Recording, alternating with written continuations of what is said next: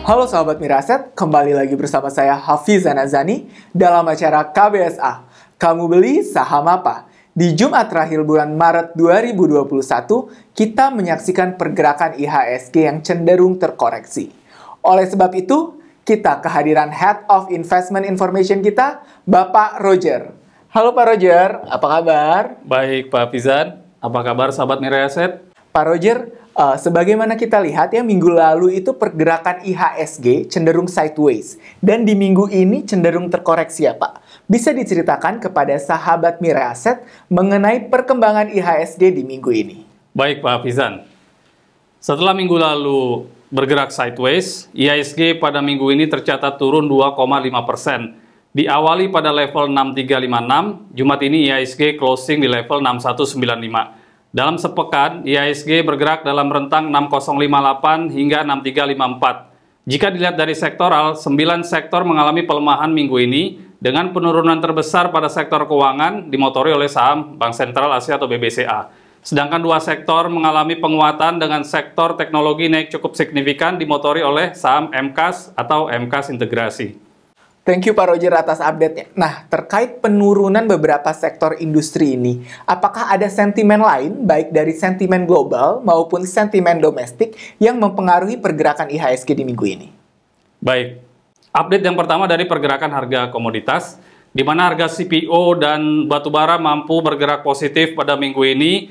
Katalis naiknya harga CPO terkait dengan momen bulan puasa Ramadan, dan juga prediksi kenaikan impor dari India sebesar 12% pada tahun ini. Sedangkan katalis batubara terkait sentimen hubungan China dan Australia yang masih belum menemukan titik terang. CPO ditutup naik 4%, sedangkan batubara naik 1,9%.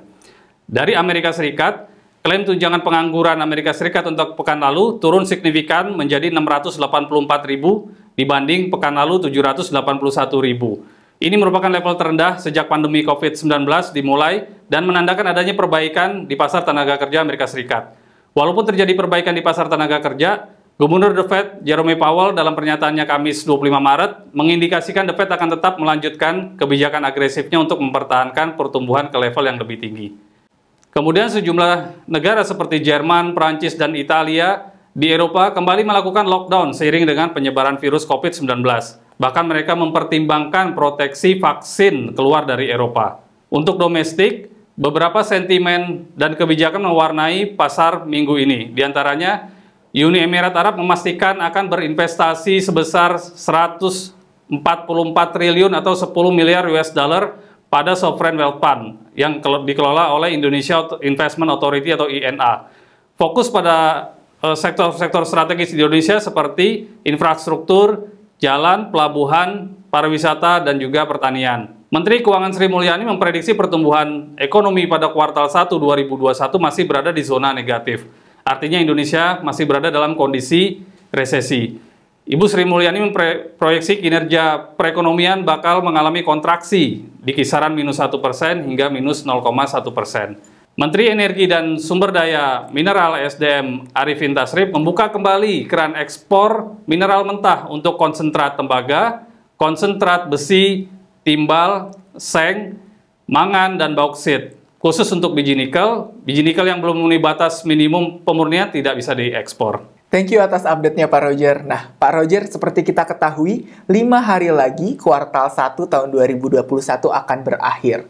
Nah, sebagaimana kita tahu, akan ada banyak corporate action dan berita-berita seputar emiten after kuartal 1. Nah, bisa diceritakan kepada sahabat Miraset mengenai berita seputar emiten yang terjadi pada minggu ini? Baik Pak Hafizan. Yang pertama, Saratoga Investama Sedaya atau SRTG berencana akan melakukan pembelian kembali atau buyback sebanyak-banyaknya 0,922% dari modalisator atau 25 juta lembar saham.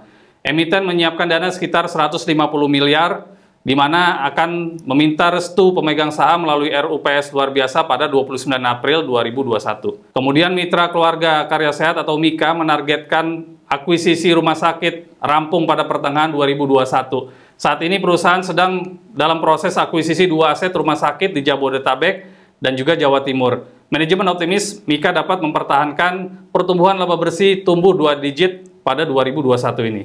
PT Indah Kiat Pulp and Paper atau INKP pada Rabu 24 Maret 2021 menerbitkan obligasi senilai 3,25 triliun rupiah. Tujuan dari aksi korporasi ini adalah untuk refinancing dan juga modal kerja perusahaan. PT Era Jaya Swasembada atau ERA telah mengumumkan jadwal pemecahan nilai nominal atau stock split pada 25 Maret 2021. Jadwal pelaksanaan stock split atau kumdet pada tanggal 30 Maret 2021 dengan rasio stock split 1:5. Ada beberapa emiten telah merilis laporan keuangan akhir tahun 2020 seperti pada tabel berikut ini. Saham Indofood, ICBP, dan Akra layak untuk dicermati terkait hasil laporan keuangan full year 2020. Seiring dengan kenaikan laba yang cukup signifikan baik secara year on year maupun Q on Q. Minggu ini Indofood mengalami kenaikan 4,2%, ICBP mengalami kenaikan 3,1%, sedangkan Akra tetap pada level 3.380. Thank you nih update-nya Pak Roger. Nah, terkait tentang kecenderungan IHSG yang bergerak koreksi, bisa diceritakan kepada sahabat Mira Asset tentang saham-saham apa saja yang dijual oleh asing dan diakumulasi oleh asing di minggu ini, Pak? Baik, Pak Fizan. Pada pekan ini, asing mencatatkan net sell, di mana secara total asing membukukan net sell 431 miliar rupiah. Saham-saham yang banyak dijual asing pada minggu ini diantaranya BBCA atau Bank Sentral Asia, kemudian Astra Internasional, Bank Mandiri, BMRI, kemudian Bank Negara Indonesia, BBNI, dan juga Bank Jago atau Arto. Sedangkan saham-saham yang banyak diakumulasi oleh asing pada minggu ini, diantaranya ada Telkom Indonesia 335 miliar, kemudian ada Bank Rakyat Indonesia, Aneka Tambang, kemudian ada Delta Dunia Makmur atau DOIT, kemudian ada Indah Kiat Pulp and Paper atau INKP. Telkom Indonesia pada tahun ini fokus pada pengembangan segmen bisnis digital untuk meningkatkan pendapatan. Saat ini emiten mengembangkan layanan platform cloud service beserta layanan smart platform. Adapun capex Telkom pada tahun ini sebesar 35,9 triliun dan pada pekan ini Telkom bergerak naik 1,4%. Oke, update-nya Pak Roger. Nah, tadi kan kita sudah melihat nih saham-saham apa saja yang dijual dan diakumulasi oleh asing. Sekarang kita masuk ke saham-saham favorit investor Mirae Asset. Bisa diceritakan kepada sahabat Mirae Asset mengenai saham-saham favorit Mirae Asset di minggu ini? Minggu ini, saham-saham yang paling banyak dibeli oleh investor Mirae Asset, diantaranya ada saham BBCA yang duduk di peringkat teratas. BBCA di net buy oleh Mirae Asset investor 249 miliar, kemudian Astra Internasional 46 miliar, ada Tins Timah 33 miliar, ada BBNI 28 miliar, dan juga Bank Mandiri 24 miliar. Saham BBCA pada minggu ini turun 5,1% seiring dengan pelemahan indeks. Salah satunya dipicu katalis lockdown beberapa negara Eropa, dan juga Komisi Eropa berencana membatasi keluarnya vaksin dari luar Eropa. Pak Roger, sekarang kita masuk ke pertanyaan yang paling ditunggu-tunggu oleh sahabat Mirae Asset di KBSA. Bisa diceritakan nggak sih kepada sahabat Mirae Asset mengenai stock recommendation di minggu ini, Pak? Baik, minggu lalu kami merekomendasikan 4 saham, diantaranya ada BBTN, kemudian Wood Integra, kemudian ada Saratoga, dan juga Akra Care Corporindo.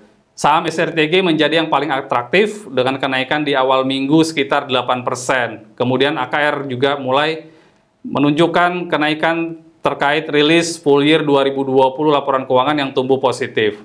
Sedangkan minggu ini kami merekomendasikan 4 saham. Yang pertama tentu saja Indofood Sukses Mapur, INDF, terkait hasil laporan keuangan full year 2020, dan analis Mirae Asset menargetkan harga INDF pada level harga 8.700. Kemudian yang kedua, PTBA atau Bukit Asam, terkait harga batubara yang saat ini berada pada level yang cukup tinggi, serta menunggu RUPS emiten dalam pengumuman dividen yang diprediksi cukup tinggi. Tahun lalu PTBA membagikan dividen 92% dari laba bersih atau sekitar Rp326. Sedangkan tahun ini diprediksi dividen sekitar 170-180 per saham. Analis Mirae Asset menargetkan PTBA pada level Rp3.000. Kemudian yang ketiga, kita merekomendasikan Era Jaya Swasembada atau ERA. ERA akan melaksanakan kumdet stock split 1/5 pada tanggal 30 Maret 2021. Sedangkan tanggal 31 Maret, ERA diperdagangkan dengan nominal saham baru. Dan yang keempat, kita merekomendasikan Indah Kiat Pulp and Paper atau INKP terkait dengan publish laporan keuangan full year 2020 yang diprediksi tumbuh positif. Hal ini terkait dengan kenaikan harga pulp dunia di kuartal keempat yang lebih baik dibanding kuartal 3. Semua disclaimer on. Thank you update-nya Pak Roger atas stock recommendation di KBSA minggu ini. Sama-sama Pak Wizan. Kepada seluruh sahabat Mirai Aset, jangan lupa untuk subscribe official YouTube channel Mirai Aset untuk mendapatkan stock recommendation yang berkualitas. Keep trading and happy cuan!